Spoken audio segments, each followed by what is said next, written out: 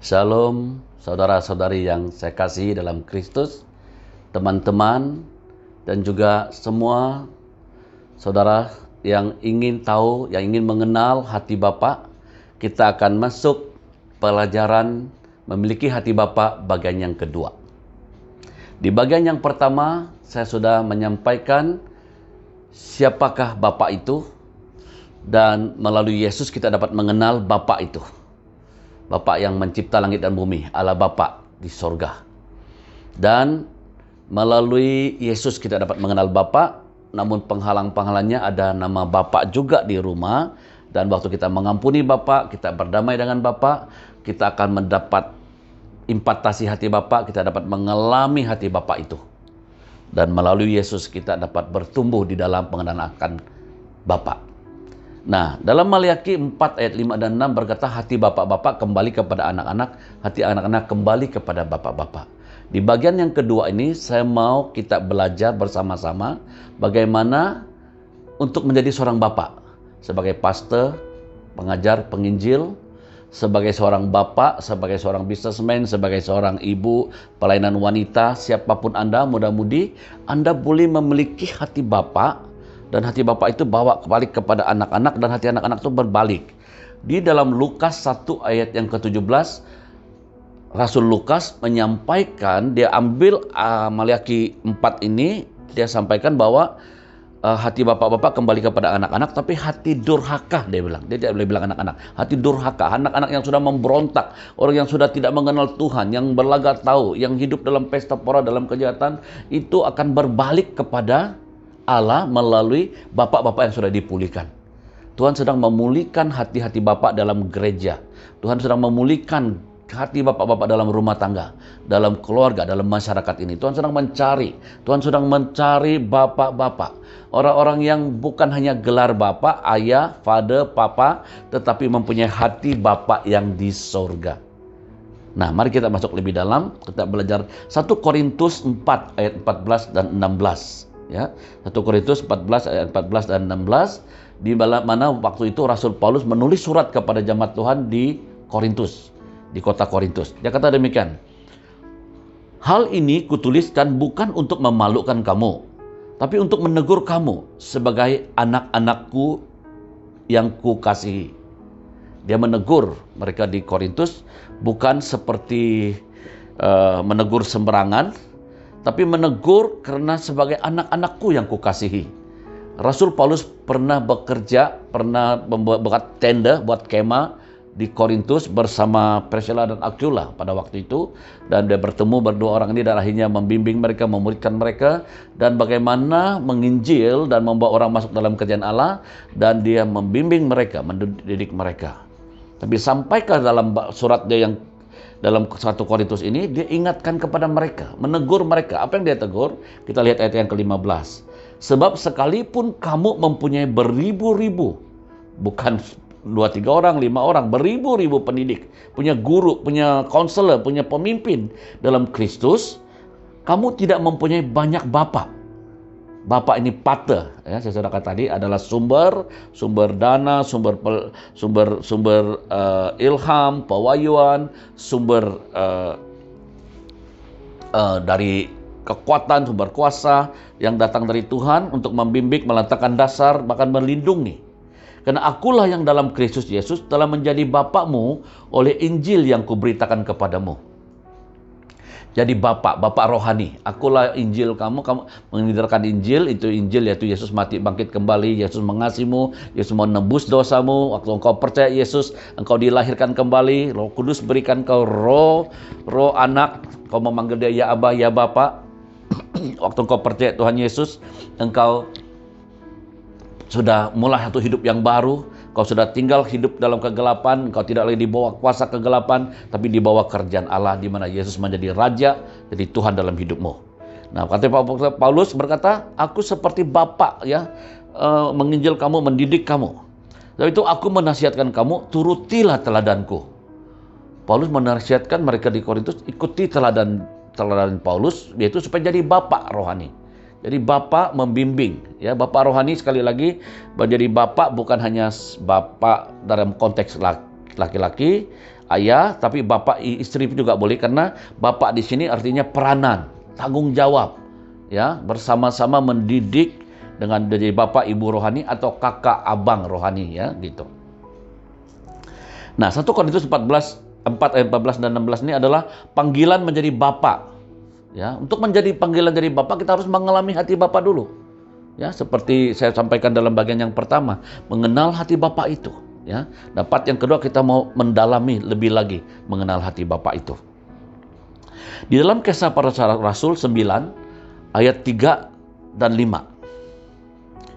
Ini bicara tentang Paulus. Sebelum dia jadi Paulus, Rasul Paulus, dia itu Saulus, seorang ahli Taurat, ahli perjanjian lama. Dia belajar dari orang Farisi, dan belajar dari guru dia Gemail yang sangat-sangat pakar perjanjian lama, tentang Taurat, tentang cara-cara bagaimana datang ke bait Allah, semua tentang peraturan Tuhan ketetapan, dia sangat mahir, sangat bagus. Dan waktu dia mendengar Yesus, ya, dia sudah dengar tentang Yesus datang ke dunia, Yesus datang untuk memberitakan kabar baik tentang kerjaan sorga dengan tanda-tanda mujizat dan membuktikan dia adalah Tuhan 100%, dia adalah manusia 100%, anak Yusuf dan Maria membesar, dan juga dia akhirnya menyatakan kasih Bapa itu melalui mati di atas kayu salib, menderita sengsara, mati, dan dikuburkan, dan hari ketiga dia bangkit, dia naik ke surga. Dan itu semua terjadi, tapi Paulus tidak percaya. Paulus tetap pegang perjanjian lama, dia percaya Taurat yang diturunkan oleh Musa, dia masih pegang itu, dan dia datang, dia minta kuasa. Dalam ayat yang ketiga, Kisah Rasul 9 ayat 3, dalam perjalanannya ke Damsyik, ketika ia sudah dekat kota itu, tiba-tiba cahaya memancar dari langit dan mengelilingi dia.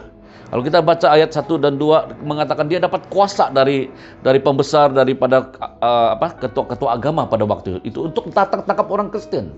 Dia mau menderita orang, mau menyiksa orang Kristen. Ada yang ditangkap, diheret, ada yang dihukum bunuh.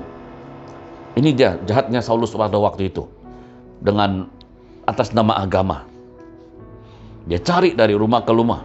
Tetapi di perjalanan ke Damsyik ini di Syria, tidak jauh dari Yerusalem, tidak jauh dari Israel. Waktu itu dia pergi ke tempat sampai ke situ. Dia dengar-dengar ada orang Kristen di rumah ke rumah.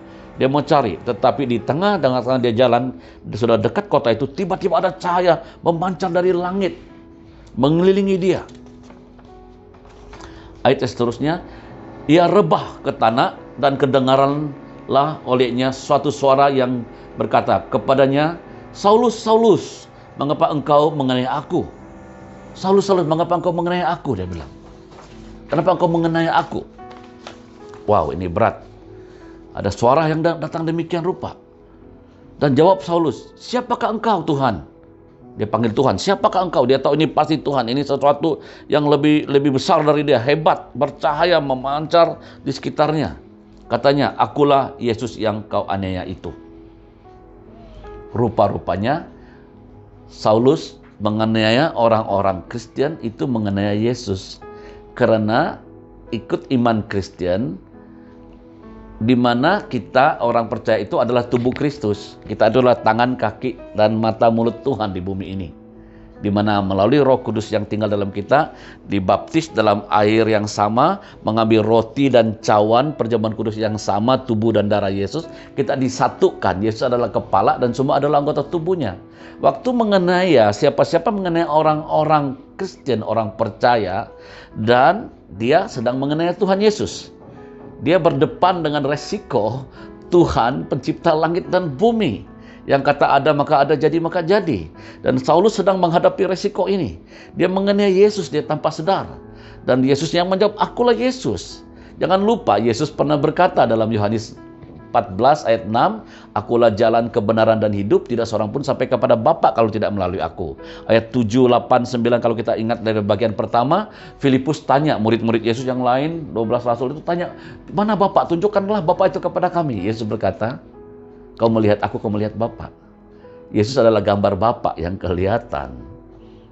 33 tahun setengah, setelah itu dia mati, selesai penyelamatan di kayu salib, selesai tugas tanggung jawab dia untuk mati, untuk manusia, menanggung dosa, kutuk, sakit, penyakit, dan menanggung semua, tidak perlu pergi lagi dan ke dalam api neraka menderita sengsara. Barang siapa yang percaya, yang dilahirkan kembali, setelah itu dia bilang sudah selesai.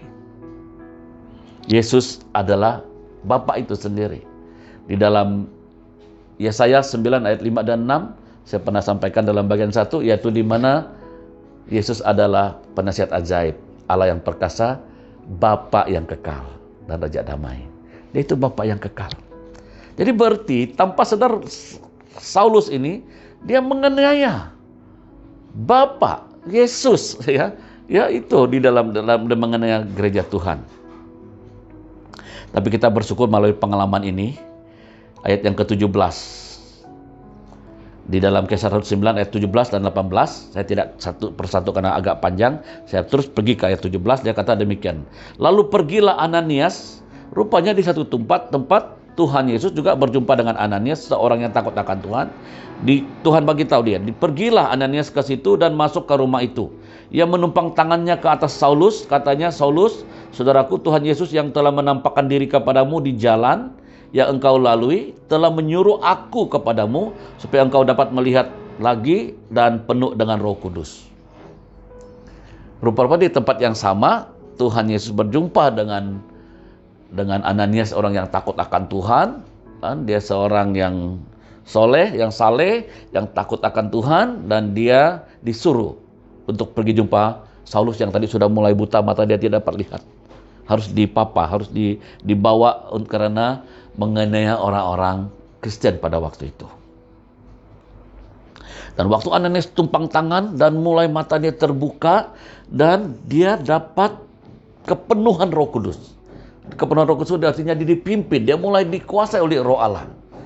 Kemungkinan dia berkata-kata dalam bahasa yang baru atau ada satu tanda yang mengatakan dia dipenuhi Roh Kudus. Dan seketika itu jugalah seolah-olah selaput gugur dari matanya sehingga ia dapat melihat lagi. Ia bangun lalu dibaptis. Langsung setelah mengalami pengalaman itu dilahirkan kembali dari seorang penganiayaan Saulus diubah menjadi Paulus, dari seorang yang hidup dalam Taurat perjanjian lama yang sudah tahu banyak tentang Allah, ternyata dia hanya tahu, tapi di sini dia berjumpa secara pribadi. Dia epiginosko, dia ginosko dengan Yesus, dengan Bapa, sehingga dia dapat rasakan pelukan kasih Bapa. Dia serahkan hidupnya, dibaptis. Dibaptis artinya mati bersama Kristus, dikuburkan dan dibangkitkan kembali.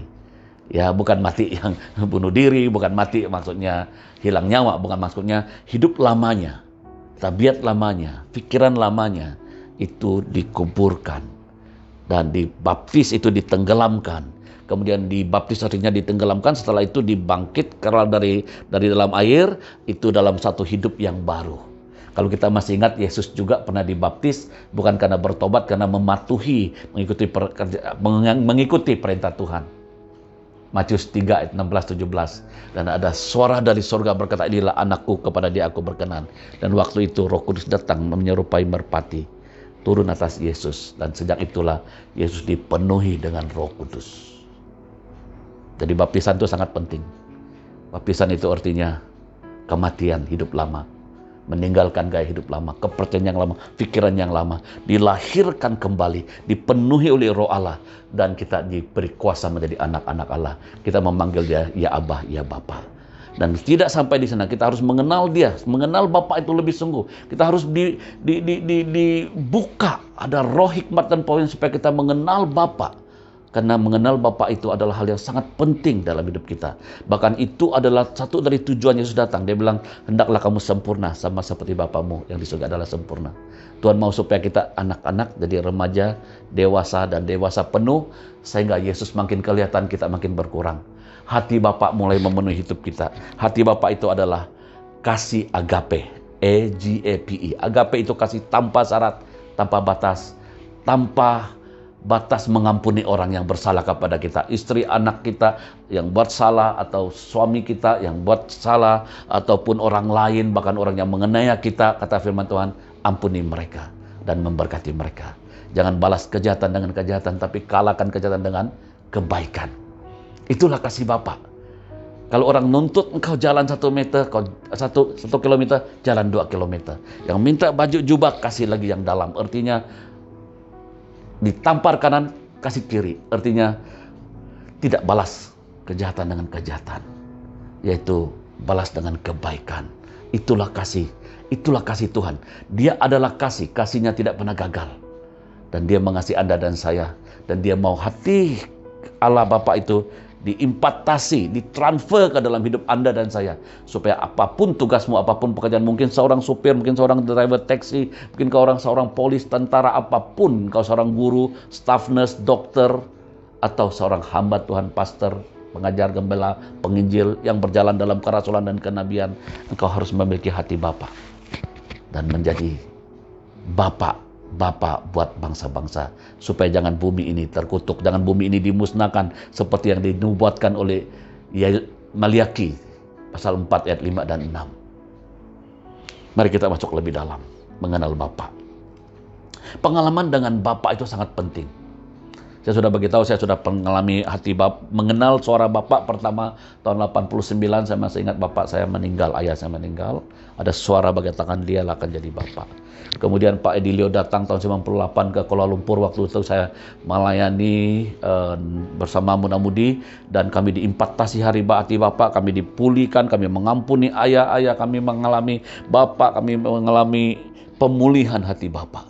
Dan dilanjuti sampai ke saya ikut sekolah apostolik dan profetik. Saya mengalami hati Bapak lebih dalam lagi waktu saya pergi belajar di Abalov Ministry. Dan disitulah saya dibimbing, saya dilatih, dan bagaimana saya belajar jadi Bapak. Sebelum jadi Bapak, saya belajar jadi anak rohani. Nah, saya mau sampaikan satu pengalaman yang saya sempat dengar waktu itu disampaikan oleh Bapak Edilio. Dan saya percaya itu yang mengubah seluruh gambar pelayanan Abalov Ministry. Karena dulu saya dengar Abalov itu adalah gereja Philadelphia, bagaimana anak-anak muda memimpin sampai hari ini, kemudian bertukar jadi Yesus Kristus Tuhan yang melayani dengan hati Bapa. Saya ada laki di situ, makanya saya berani sampaikan contoh ini atau kesaksian ini. Satu hamba Tuhan dari Eropa, saya lupa nama atau negara, tapi ceritanya begini. Dia seorang hamba Tuhan yang sederhana, ekonomi pun tidak seberapa, tapi sangat cinta Tuhan, melayani sungguh-sungguh, bergumul, dan satu kerinduan dia adalah memiliki sebuah kereta sendiri, ya, kereta untuk dia pakai di dalam pelayanan. Dia doa lama, simpan duit, akhirnya dia dapat sebuah kereta yang bagus, kereta baru. Dia begitu gembira dengan istri dan ada satu anaknya 8 tahun, 9 tahun, saya rasa begitulah umurnya. Dan dia cerita pengalamannya mengenai bagaimana dia mengenal Bapak itu. Dan setelah beli kereta, dia karena sibuk pelayanan, sudah mungkin lebih kurang 1 bulan terpakai, tidak pernah cuci. Kena lumpur, karena ini sini ada sedikit kotor. Dan anaknya ini lihat, dia perhatikan. Ayah Bapak sibuk nih, tidak sempat, bagaimana saya pergi cuci kereta ini. Tapi tidak pengalaman, dia tuh juga tidak pernah lihat Bapak dia cuci, karena sejak beli belum pernah cuci. Tapi dia ketuk pintu, office Bapak di rumah, ya, office gereja dia di rumah, dan ya tahulah sederhana ya penggembalaan ini. Bapak ini bilang, dia bilang, Pak, saya mau cuci kereta Bapak, boleh nggak? Bapak sibuk-sibuk, ya dia bilang, oke. Dia tidak terpikir, dia terlupa anak ini tidak punya pengalaman cuci kereta. Singkat cerita, dia pergi dapur, dia cari sabun dulu. Ada glow, ada yang tempat cuci. Kemudian dia ingat mama dia ada cuci pakai span, tapi ada juga pans yang pakai besi, pakai dawai itu ya. Yang kalau mau cuci lanjang, kuali, makasih bersih. Dia bilang ini bagus. Ini pasti baik. Dia ambil itu, dia pergi ke garage tempat parking kereta bapaknya. Dia cek, ada pipe, dia sembur dengan air, dia tuang tuh glow, dia tuang tuh sabun semua, buaya semua, sudah dia ambil brus dawai ini. Dengan sambil nyanyi sekolah minggu, dia bersihkan semua, karena ada buaya, banyak berbuaya, jadi tidak gitu nampak. Dia bersihkan, dia gosok khususnya tempat yang kotor-kotor, dia bikin baik, bersih. Setelah itu dia ambil pipe, dia sembur. Terkejut. Wah, habis.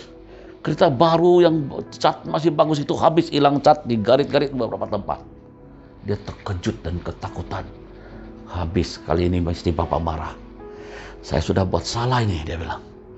Tapi dia jujur, dia bersihkan semua. Sudah tuh dia diam dengan sedih, dia pergi ke office Bapak. Dia ketuk pintu, "Bapak, tolong tengok kereta sudah dicuci, Pak." Tapi kenapa? Bapak dia mulai heran dan terkejut dari kesibukan dia. Keluar dan dia lihat. Wah, dia terkejut. Begitu marahnya dia nampak kereta itu, kereta baru yang baru beli. Di semuanya itu habis tergarit-garit, catnya sudah hilang sebagian. Dia begitu marah, dia tarik anaknya masuk ke dalam office. Dia cari rotan yang untuk dia didik anak selalu kalau buat salah. Tapi bagusnya bapak ini, dia selalu sebelum dia buat sesuatu, apalagi tindakan ini kan ada kesan anaknya kalau dia rotan. Dan akhirnya dia tanya, dia doa dulu dalam hati, "Tuhan, gimana nih Tuhan, anak nih kereta yang saya sayang begitu kita jaga, kita beli, baru beli, dikasih garis-garis habis warnanya, catnya hilang. Kalau Tuhan, apa yang Tuhan buat?" Dia pasti tertunggu, Tuhan pasti jawab, "Wah, rotan dia, ajar dia." Tapi dia terkejut. Waktu dia mulai tenang, dia tarik nafas, emosi dia mulai tenang, dia dengar suara yang sangat lembut. Bapak berkata, "Anakku," dia sebut nama hamba Tuhan ini, "anakmu punya niat bagus. Motivasinya mau mentolong cuci kereta yang kau tidak sempat cuci, sudah 1 bulan lebih dibiaran begitu.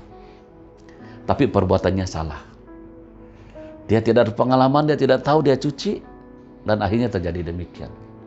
Kenapa kamu harus hukum dia? Kenapa kamu harus disiplin dia? Kenapa harus rotan dia?" Dia terkejut. Dia terdiam.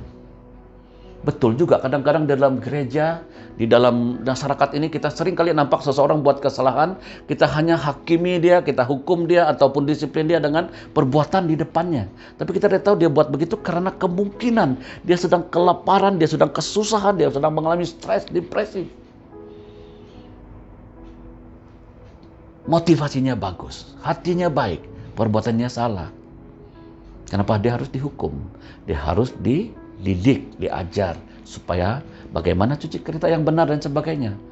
Akhirnya anak dia nampak bapak dia datang kepada anaknya, "Anak ini, Bapak, maafkan saya, Bapak saya." Dia pun tidak tahu apa mau cakap, karena memang dia sengaja cuci begitu, karena dia tidak pernah tahu bagaimana buat. Bapak dia dengan air mata peluk dia dengan kasih. "Nak, Bapak tidak menghukum engkau. Bapak tidak rotan kamu, nak. Niatmu bagus, baik, tapi kamu salah melakukan. Bapak tidak pernah jadi contoh, tidak pernah bagi tahu bagaimana cuci. Udah Bapak, kereta itu Bapak atur nanti, kita beres." Syukur akhirnya ada jemaatnya yang tahu bagaimana kasih cat balik, dan kemudian 1 minggu masuk workshop, jadi baru kembali kereta itu dicat balik. Tapi dari situ Bapak itu mulai mengalami, pastor ini mulai mengalami hati Bapak. Dia mengenal, dia mengetahui rupa-rupanya Bapak itu tidak seperti yang kita pikirkan. Kita pikir kalau kita lihat dalam perjanjian lama, Bapak itu seperti tegas sekali. Kalau orang Israel salah berlakukan ini dan sebagainya. Sebenarnya Tuhan itu penuh kasih dari perjanjian lama, di zaman Taurat dan juga perjanjian baru. Tapi kedegilan manusia dan sebagainya. Tapi Tuhan selalu mengampuni. Bahkan dia bilang mengampuni 70 kali 7. Waktu muridnya tanya, pikir 7 kali itu sudah cukup lengkap. Tapi 70 kali 7. Berarti kalau seseorang bersalah kepadamu, satu hari kalau 70 kali 7, 490 kali. Berarti satu kali seorang bersalah 2 menit, 3 menit, dia datang minta maaf, dia buat lagi, dia minta maaf lagi, kita akan harus mengampuni dia. Wah, itu orang bilang itu pengampunan tingkat dewa. Orang hari-hari ini masyarakat tingkat dewa itu betul-betul pengampunan yang tanpa batas. Itu benar-benarlah kasih Bapa, pasti agape. Nah, itulah yang Paulus alami di Damsyik. Dia tadi mau aneh orang kita, tapi akhirnya dia menjadi pemberita Injil yang sangat agresif, aktif, dan dia sanggup rela berkorban, bahkan menyerahkan nyawanya pun sampai ke pulau-pulau, sampai ke mana-mana, akhirnya sampai ke Rom. Paulus akhirnya dihukum mati oleh karena Injil kasih Bapa. Setelah dia menemu Tuhan, setelah dia mengalami hati Bapa, dia benar-benar menjadi Bapa, sehingga dia tahu bagaimana mempraktikkan hati Bapa itu. Jadi saudara-saudari yang saya kasih, teman-teman, dan semua yang mendengar channel ini, kalau Anda mau jadi bapak, kau mau melihat bagaimana pulihnya anak-anakmu. Kau mau melihat bagaimana orang-orang di luar sana, hati orang-orang durhaka balik kepada bapak-bapak, hati bapak-bapak balik kepada anak-anaknya. Kenallah hati bapak, supaya Anda tahu bagaimana menjadi bapak yang sesungguhnya. Timotius 1 ayat 18. Kalau kita baca Injil Timotius, kitab Timotius 4, surat Timotius 4, surat Timotius 1 ayat 18, Paulus menulis surat kepada Timotius. Tugas ini kuberikan kepadamu, Timotius anakku, sesuai dengan apa yang telah dinubuatkan tentang dirimu, supaya dikuatkan oleh nubuat ini engkau memperjuangkan perjuangan yang baik dengan iman dan hati nurani yang murni. Sebagian kita tahu dalam kitab Kisah Rasul maupun surat-surat Paulus, di antara semua surat perjanjian baru 37, sebagian besar itu tulisan Paulus. Paulus tidak pernah bernikah. Tidak pernah catat Paulus sudah ada istri. Paulus diberi kasih karunia, kemampuan untuk tidak nikah. Jadi dia fokus pelayanannya hanya pelayanan untuk Tuhan dan juga kepada suku-suku bangsa, kepada setiap orang. Bahkan Timotius dia panggil anakku.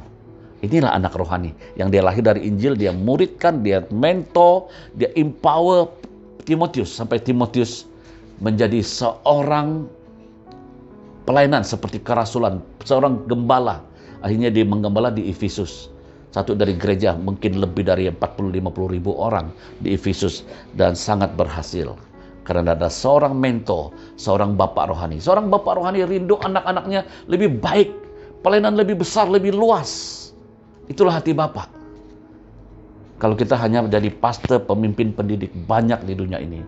Tapi sering kali saya lihat kadang-kadang konflik antara pastor, pemimpin dengan jemaat.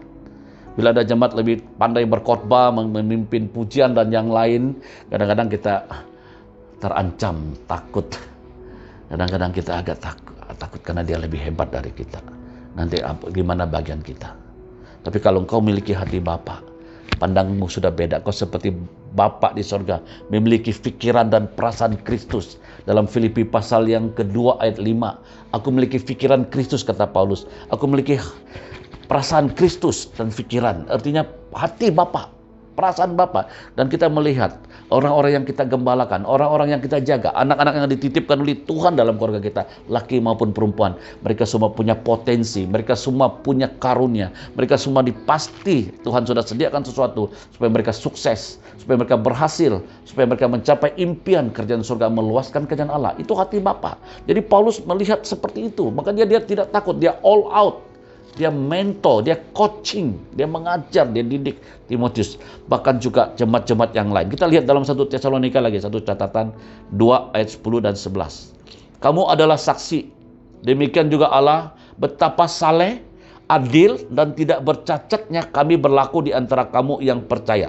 Dia bilang, dia beritahu di Tesalonika, jemaat bagaimana kami melakukannya dengan adil dan tidak bercacat.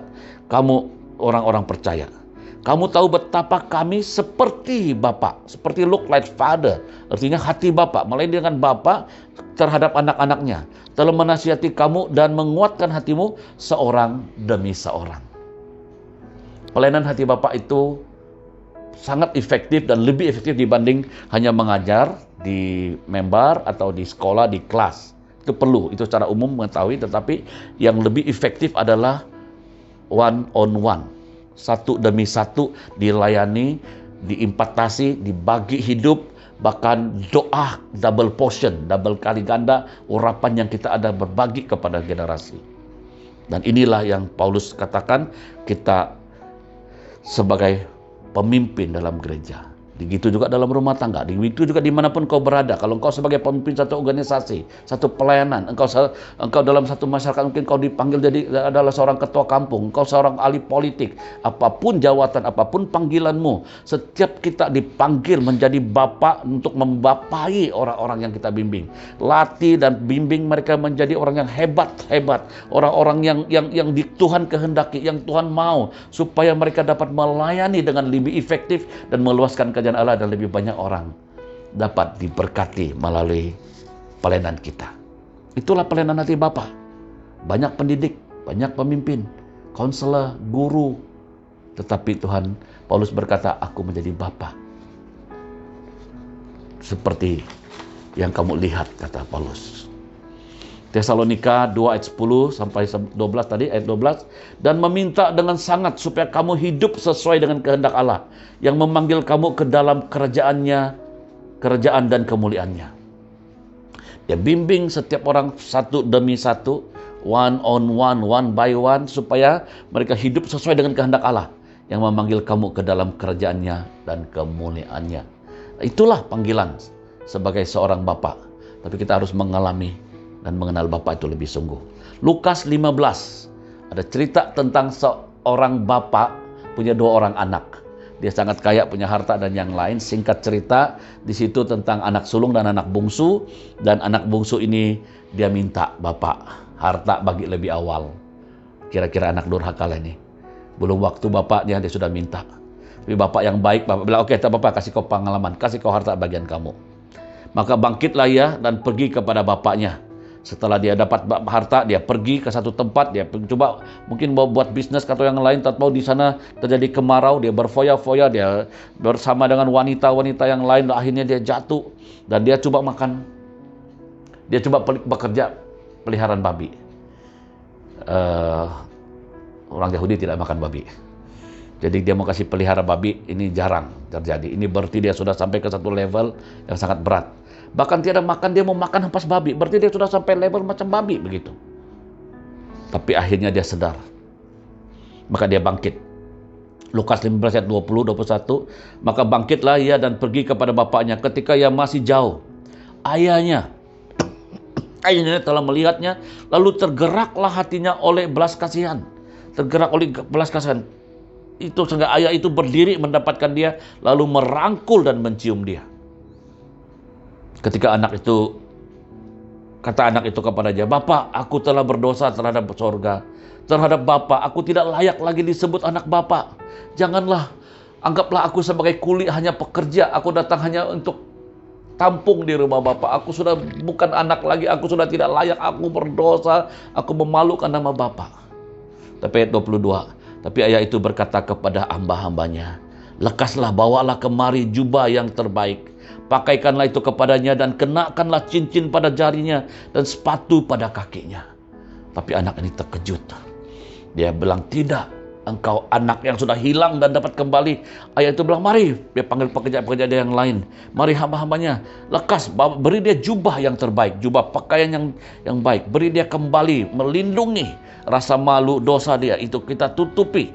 Mari pakaikanlah dia kepadanya dan kenakannya lah cincin. Cincin itu sebagai authority, ya, sebagai cinta kasih seorang bapak kepada anak ini, dan jarinya dan sepatu padanya, kaki itu posisinya. Sekali lagi dia itu dapat layak sebagai anak.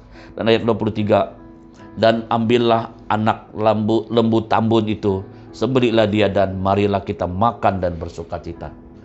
Ambil lembu tambun, lembu yang gemuk, potong, sembelih, bikin sate sapi dan kasih makan anak ini. Dan mereka bersukacita, ayat 24, sebab anakku ini telah mati dan menjadi hidup kembali. Ia telah hilang dan didapati kembali. Maka mulailah mereka bersukacita. Artinya anak ini sudah hilang, anak ini sudah seperti mati, tidak ada kabar lagi, tidak tahu bagaimana, sudah berapa bulan, mungkin tahun tidak pulang-pulang. Dan akhirnya ditemukan kembali. Dan bapak ini begitu bersukacita. Bapak ini tidak ambil rotan, bapak ini tidak ambil sesuatu untuk pukul, marah, teriak, caci maki yang biasanya seorang ayah lakukan. Bapak ini adalah gambar Kristus. Bapak inilah gambar Tuhan. Waktu kita berdosa, waktu kita sakit, waktu kita lemah, waktu kita mungkin menyangkal, waktu kita jauh dari Tuhan, waktu kita tidak mengenal Dia. Dia berkata dalam Matius 11 ayat 28, hai kamu yang berbeban berat dan letih lesu, datanglah kepadaku, aku akan beri kamu kelegaan. Datanglah kepadaku. Yohanes 10 ayat dia berkata, mari ikutlah akulah gembala yang baik. Yesus berkata, firman Tuhan berkata dalam Mazmur 23 ayat 1 dan 2 dan seterusnya, Tuhan adalah gembalaku yang baik, tak akan kekurangan aku. Walaupun aku jalan dalam lembah kekelaman, tongkat dan gadamu itu yang melindungi aku. Di lembah kekelaman, di tempat yang susah, Engkau melindungi, Engkau jaga aku mau tetap tinggal di rumah Tuhan. Yesus itu adalah gambar Bapa yang kelihatan. Dia rangkul anak yang hilang ini, dia tidak caci maki, tidak usir anak ini, bahkan dia sambut dengan ramai dan terima kita. Begitulah Bapa yang di sorga. Dia menantikan setiap orang yang mau kembali, setiap orang yang hidup dalam dosa, mungkin setiap orang yang menjadi derhaka itu kembali kepada Bapa yang di sorga. Ini anak yang hilang. Ini anak yang hilang. Tapi rupanya ada lagi satu anak yang hilang, tapi dia hilang di rumah. Hilang itu ada banyak maksud, ada banyak pengertian. Kalau ikut betul, anak ini sebenarnya tahu rumah bapaknya, cuma dia yang menghilangkan diri. Tapi ada satu yang tinggal dengan bapaknya, itu abangnya. Kita lihat cerita abangnya ini gimana.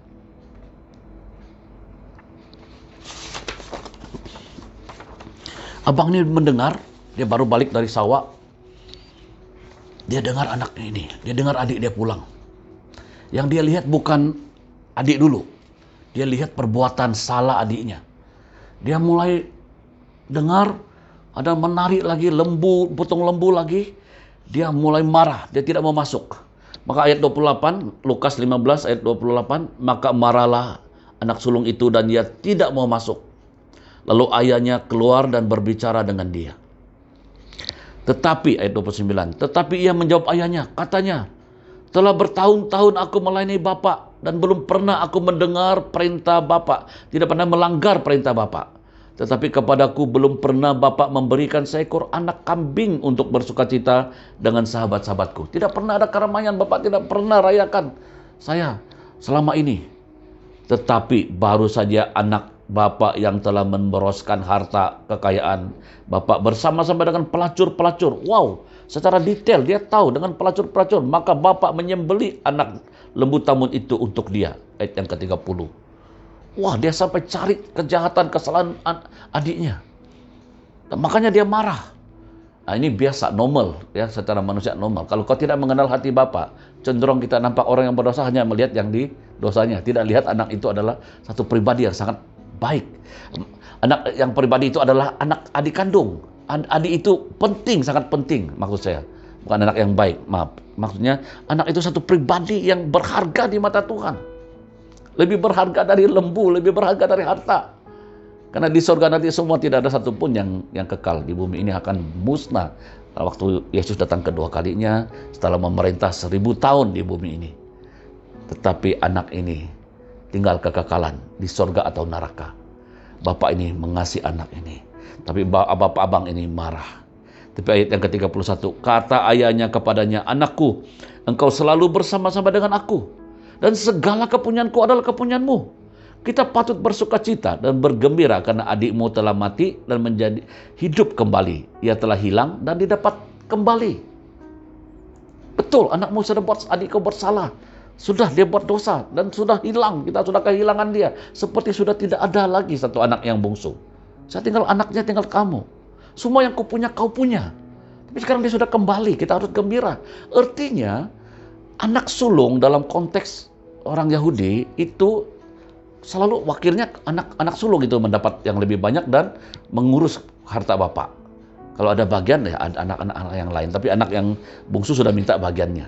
Jadi arti kata lain, kalau abang ini atau anak sulung ini mau sembeli kambing 1 minggu 1 kali, mau potong lembu 1 kali, boleh nggak? Boleh, karena dia anak sulung. Dia bapak punya, kau punya. Tapi ternyata anak ini hilang di rumah. Dia tidak kenal hati bapak. Dia tidak mengalami hati bapak. Dia melayani sibuk. Tapi akhirnya hubungan dengan bapak tidak rapat. Sehingga dia tidak tahu bapak mengasihi dia begitu besar kasih bapak. Begitu dalam, bapak sudah mau percayakan dia semua bagian harta-harta ini. Kau yang punya satu hari nanti. Demikianlah begitu banyak orang di gereja. Atau di tempat pelayanan tempat yang lain. Kita sibuk melayani, kita sibuk memuji Tuhan, mengajar, dan mungkin kita ikut terlibat banyak pelayanan. Kadang-kadang kita rasa terabai, kita rasa tidak dihormati, tidak dihargai. Kita lupa Bapak di sorga melihat Anda. Dia begitu mengasihimu, dia bilang, tunggu anakku setia sampai garis akhir, dan engkau akan dapat upahmu pada waktunya. Ya, kambing dan domba, masih ingat Matius 25, akhirnya akan ada penghakiman. Tuhan tahu siapa kambing, siapa domba. Tuhan tahu siapa miliknya, siapa yang melayani dari hatinya, melayani sungguh-sungguh, walaupun segelas air kau melakukan untuk Tuhan, kau tidak boleh tidak dapat upahnya. Kolose 3:23, lakukanlah segala sesuatu dengan segenap hatimu. Segala sesuatu, dan ya itu Tuhan mau kita lakukan segala sesuatu, walaupun kita bukan mesti hanya khotbah mengajar, tapi begitu banyak kerja-kerja di dunia ini kita lakukannya dengan segenap hati, kita lakukan itu untuk Tuhan, untuk meluaskan kerajaan Allah. Tuhan bilang tidak boleh tidak dapat upah. Anak yang bungsu hilang di luar rumah sana dan ditemukan kembali, bahkan hati Bapak begitu merangkuli mengasihi dia. Tapi yang satu hilang di dalam rumah, hilang di dalam gereja, hilang di lingkungan kita. Tapi hari ini Tuhan mau doa-doa kembali. Saya akhiri sesi ataupun bagian yang kedua ini. Saya mau sampaikan satu kesaksian sebagai penutup. Selalu kita nyanyi lagu-lagu yang satu yang sangat bagus itu, saya juga suka. Bapa sentuh hatiku, ya. Betapa ku mencintai segala yang telah terjadi.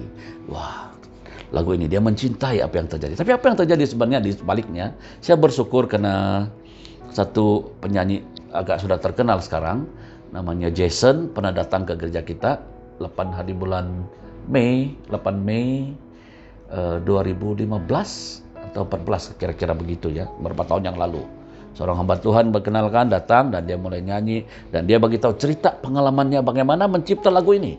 Dia yang menulis, dia yang mencerita kisah benar. Kenapa itu boleh begitu terkenal, begitu menyentuh banyak orang? Rupanya singkat cerita dia katakan demikian. Dia kenal satu schoolmate, dia sudah mungkin tingkatan 5 kalau kita di Malaysia, wanita di tingkatan 2, 14-15 tahun lah begitu. Berkenalan begitu ya. Dan tapi Jason sudah Kristen, dia belum. Tapi dia tahu, dan mendekati. Satu hari dia datang, dia bagi tahu. Bro Jason, saya mengalami masalah besar. Berat sekali. Kenapa? Saya sudah mengandung. Hah? Siapa yang kasih ngandung? Boyfriend atau siapa? Dia bilang, saya pun tidak tahu, tidak mengerti. Tapi yang lakukan itu adalah bapak saya, dia bilang. Hah? Ayah saya yang lakukan. Wow, saya tidak tahu bagaimana. Wah, saya juga bingung. Kalau boyfriend saya tolong cari, bertanggung jawab. Tapi ini bukan boyfriend, atau bapaknya. Singkat cerita, akhirnya pulang, tidak sempat buat apa-apa, tidak tahu bagaimana mau buat, karena akhirnya ceritanya demikian. Bapak ini sudah, mungkin istri sudah meninggal, dan dia keluarga juga agak sederhana lah, ya, ekonomi bagus, dan ada pembantu rumah dan yang lain. Jadi anak ini sangat dekat dengan bapak, sayang selalu dekat-dekat dengan bapak.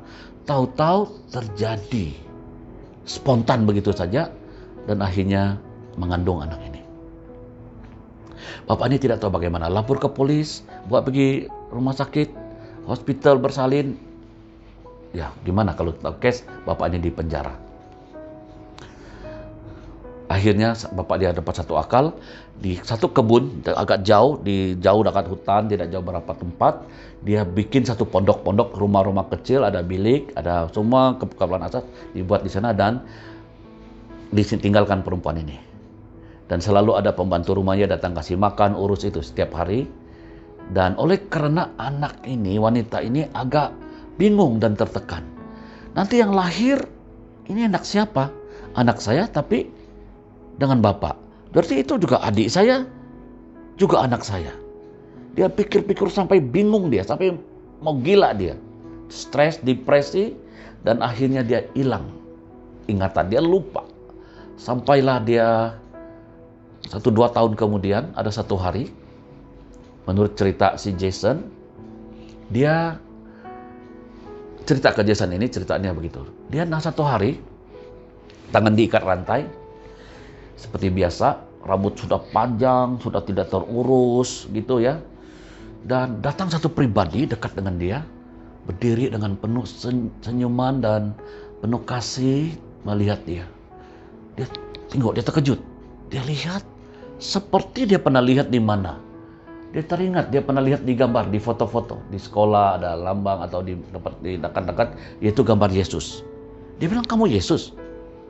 Dan pribadi itu tidak jawab langsung, hanya tersenyum. Dia bilang, anakku, dia panggil anakku, anakku, ampunilah bapamu. Dia marah, dia maki, kalau kau Tuhan, kenapa kau tidak lindungi saya, kau tidak jaga. Sekarang kau suruh saya ampuni bapak saya lah membuat saya jadi begitu. Saya jadi gila, saya jadi seperti ini karena bapak saya, masa depan saya hancur. Tapi Tuhan Yesus waktu itu memang Yesus. Kedua kali dia kata, anakku, ampunilah papamu. Dia marah, dia sakit hati, dia bilang mana mungkin mengampuni. Karena itu tidak masuk akal secara manusia. Bapak itu harus dihukum, bapak itu harus dimasuk penjara, dan sebagainya. Waktu ketiga kali Yesus katakan, ampunilah papamu. Dia tengok lagi, sudah hilang. Dia terdiam, dia pikir dan pikir, punya pikir. Akhirnya goncang-goncang badan dia tarik, ada kekuatan dia. Dia ada kekuatan, terlepas rantainya. Dan sudah rantai lepas, dia ambil pisau. Yang biasanya bikin potong apel, potong sayur. Diambil, dia potong rambutnya yang sudah tidak terutur. Karena gunting tidak ada, Masya Allah dia potong. Lepas itu dia mandi, bersihkan seluruh badannya. Dia tiba-tiba jadi segar. Jadi sehat, seperti sehatnya. Dia balik, singkat cerita, dia sampai cari tahu rumah dia di mana, dia ingat kembali. Ingatan dia datang lagi. Dan dia balik, dia ketuk pintu rumahnya. Singkat cerita yang buka adalah pembantu rumahnya yang beberapa sejak antar. Dia bilang, siapa? Mau cari siapa, Neng? Nah, saya cari papa. Saya adalah ini. Oh, udah terkejut. Tengok dia sudah dewasa, sudah cantik, sudah bersih, sudah sehat. Dia bilang, mana papa? Oh ya mari langsung. Papa ada di situ. Dia ada tingkat atas loading, tapi dia tidak pergi atas. Dia bilang di bawah. Kenapa bapak di bawah? Kamu lihat, dia bilang. Atau kali lihat, bapaknya sudah koma, sudah kurus. Rupanya bapak dia juga stres, sakit selama ini, dan akhirnya tidak sadarkan diri karena kesedihan dan stres di kepalanya, seperti koma gitu. Oh, bapak, dia teriak langsung, dia pindah ke bapak dia sentuh, dia pegang bapaknya. Bapak, saya berjumpa dengan Tuhan Yesus. Tuhan Yesus minta saya mengampuni bapak. Walaupun dia tidak tahu bapak dia dengar atau tidak, dia bisik di telinga. Bapak, Tuhan Yesus suruh saya mengampuni bapak. Saya mulanya marah sekali, saya sakit hati dengan bapak. Tapi saya mau mengampuni bapak, saya mengasihi bapak. Bapak, bangun bapak. Lama-lama dia lihat bapaknya seperti ada air mata ngalir. Oh, dia tahu bapak dia dengar. Dia teriak lagi, panggil pembantu rumah dan panggil dokter datang merawat. Singkat cerita dia bangun beberapa hari kemudian. Dan dia nampak anak dia sudah pulih, dia sembuh. Bapak dia mau mengampuni dia. Bapak dia pun mulai tenang. Dan sudah dia 2 bulan sembuh, dia cerita bapak dia apa pengalaman dia berjumpa dengan Tuhan. Tuhan suruh mengampuni. Wow, dia bilang luar biasa. Bapak sudah berdosa, Tuhan mau mengampuni. Tuhan punya kasih itu sungguh luar biasa. Tuhan sudah menyembuhkan anak, sudah sembuh. Akhirnya yang panggil orang, dia kenal orang Kristen. Ada orang Kristen datang, dan yang matang, yang sudah dewasa, memberitakan Injil kepada mereka, beritahu mereka tentang kasih Bapak, dan mereka bertobat. Doa-doa terima Yesus dan jadi orang Kristen. Beberapa bulan kemudian meninggallah bapaknya setelah ikut Yesus, dia meninggal dunia. Tinggal wanita ini dipulihkan, disembuh, dan dia akhirnya tidak mau buat apa. Dia ingat Jason, dia jumpa Jason, dia cerita kisahnya ini semua. Jason bilang, maka kita tulis buku, kita buat ini atau apa semua, buat kesaksian. Dia bilang, ayo saya tidak berani dan yang lain. Tapi gimana kita buat dia jadi satu lagu, nyanyi, saya nyanyi, dia bilang Jason, kita bikin lagu. Maka itulah lagunya. Bapa sentuh hatiku. Lagu itu tidak banyak sentuh tentang Tuhan. Itu bicara tentang hati Bapa. Bagaimana Bapa mengasihi, mengampuni apapun dosa kita, apapun kesalahan kita. Sebagai kesimpulan, di bagian kedua ini, Tuhan mau kita mengalami hati Bapa. Tuhan mau kita mengenal Bapa itu. Epiginosko. Ginosko dengan Tuhan. Mari, saudara-saudari, teman-teman yang mendengar channel ini, maukah Anda serahkan hidupmu pada hari ini? Mungkin selama ini engkau sudah jadi orang Kristen, sudah lama jadi pemimpin, engkau jadi pengajar yang bagus, tetapi engkau belum memiliki hati Bapa sesungguhnya. Tapi hari ini engkau bilang, Tuhan, saya mau jadi Bapa. Saya mau memiliki hati Bapa supaya saya dapat balik kepada anak-anak, menemukan anak-anak rohani. Saya mau memiliki hati Bapa itu. Tumpang tangan di atas, di dadamu, di hatimu. Bapak, saya berdoa dalam nama Yesus Tuhan. Semua yang mendengar channel ini, yang belum mengenal Engkau, yang belum percaya Yesus saat ini, hatinya tersentuh oleh kasih Bapa dan dia mau terbuka, dia mau mengenal Yesus, dia percaya Yesus sebagai Tuhan dan Juru Selamat. Yang sudah percaya kepadamu, yang sudah mendengar kebenaran firman-Mu, tapi hari ini mau mendapat hati Bapa, di dalam nama Yesus mengalir hati Bapa dalam jiwa mereka. Saya berdoa Tuhan, Engkau tumpang tangan atas hati anak-anak-Mu. Engkau peluk dan rangkul mereka dimanapun mereka berada. Waktu mereka mendengar, mereka rasakan pelukan kasih Bapa. Mereka mengalami hati Bapa dan mereka siap menjadi Bapa, menjadi ibu rohani dimanapun mereka berada. Di dalam nama Tuhan Yesus kami sudah berdoa. Amin. Amin. Terima kasih.